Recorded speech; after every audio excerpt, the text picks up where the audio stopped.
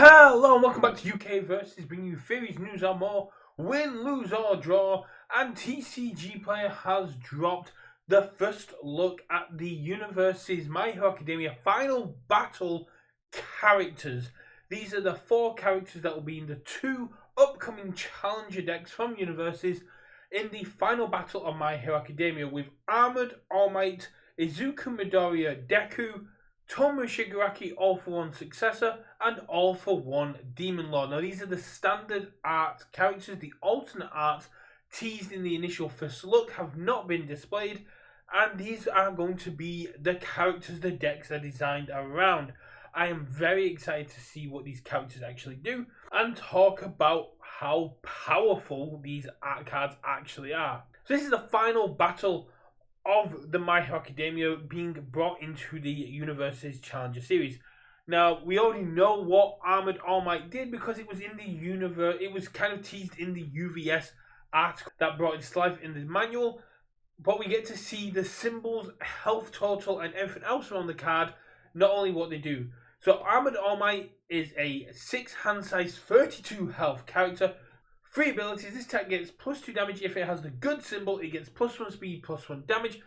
Once per turn, sacrifice a foundation, draw a card. If you sacrifice an armor card this way, draw 2 cards. And response, commit. After you take damage, build 1 armor foundation from your discard pile. The commit cost means that generally this is once per turn cycle, unless you can ready up your character with some sneaky shenanigans. On the all earth and good symbol, of course good's going to be there because it's part of the character's abilities. 32 health is kind of the new standard for 6 hand size characters, and this is an absolutely solid Armored All Might. Absolutely amazing here. Looking at +3 damage, +1 speed on all your attacks. You're looking at being able to draw 2 cards once per turn, and then when you take damage on your opponent's turn, getting to build that foundation you sacrificed back in.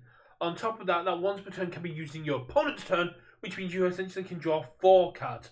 A pseudo 10 hand size character is very powerful, especially in the mid to late game when you have essentially deadlock outs on face. Joining All Might in the battle of the Heroes Challenger deck for the final battle is Izuku Midoriya, Deku. 30 health, 6 hand size, 1A trait. Static ability, your deck may include Vestige Foundations regardless of symbol restrictions.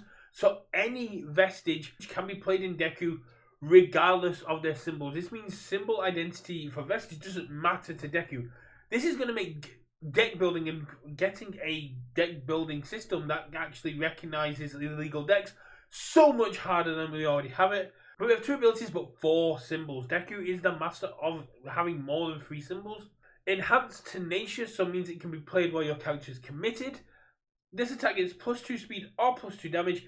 If you have 6 or more Vestige Foundations, it gets +3 speed or -3 speed instead. And response, after you block with a foundation card, build it, then draw a card. So Deku is looking to flood the board with Vestiges and become hyper defensive and hyper controlling. This is an absolute solid. Despite having the air, all, good, and life symbols, I think life is where Deku is going to thrive the most. The ability to build on block, build from discard is what life loves to do. It loves to get more and more foundations, but not just the blanket face down ones like Earth. It likes to pick and choose.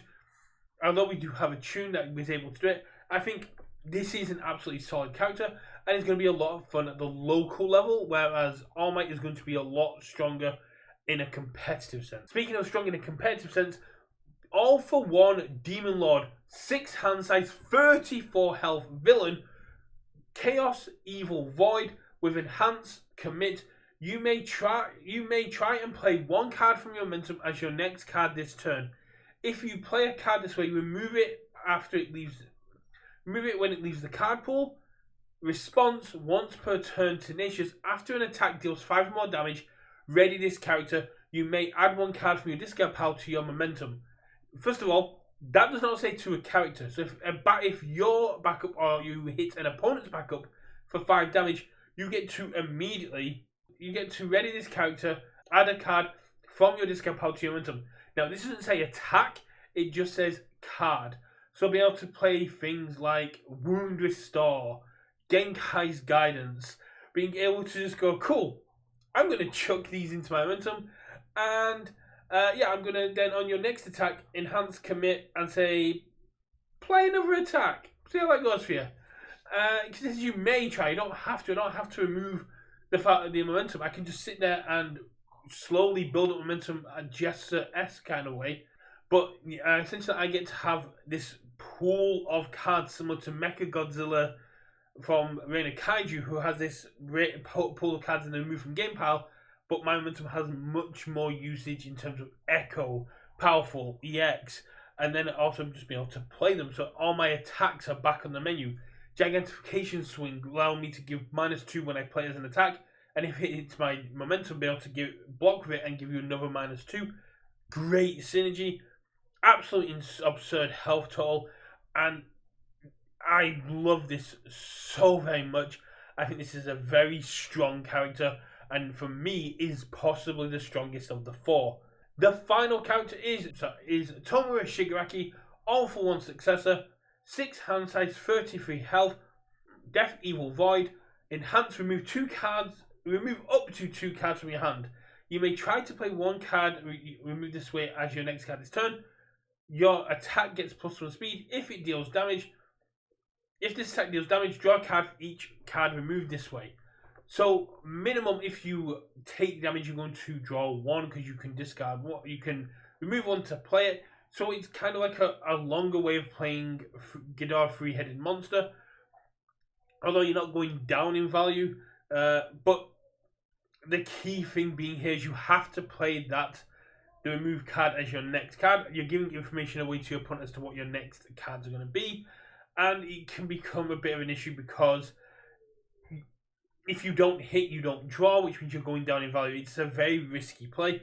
And response, after you partially block an attack, your block gains Breaker 1. So the main idea here is to go, with things like Gigantification Swing, you just get to go, I'll partial block, response -2 to your next check, response Breaker 1, and then you got, and then I'll draw a card because I removed a card. So I'll take half damage. Your next check is -3. Please stop hitting me. This is an absolutely solid character. Arguably for me the weakest of the 4, but still very good. He suffers from the same issue Dabi 3 had with Shigaraki 3. Ghidorah King of Monsters does what he's trying to do a little bit better in my opinion. But Tomura Shigaraki is one that people have been waiting to come back into standard. I know the MHA stands are going to be really happy to see these characters come in. And people in the main Discord are already hyping up how good All Might is going to be. Personally, like I said, I think All for One is a touch stronger. Just because, although you have to hit for 5 to utilize his abilities, you get to have this pool of cards. You're not relying on RNG as much. And because you're selectively choosing what to put into your momentum, you're able to essentially tutor. And we've just seen with Titan Tower how powerful tutoring from your discard can actually be. I'm going to leave it there, guys.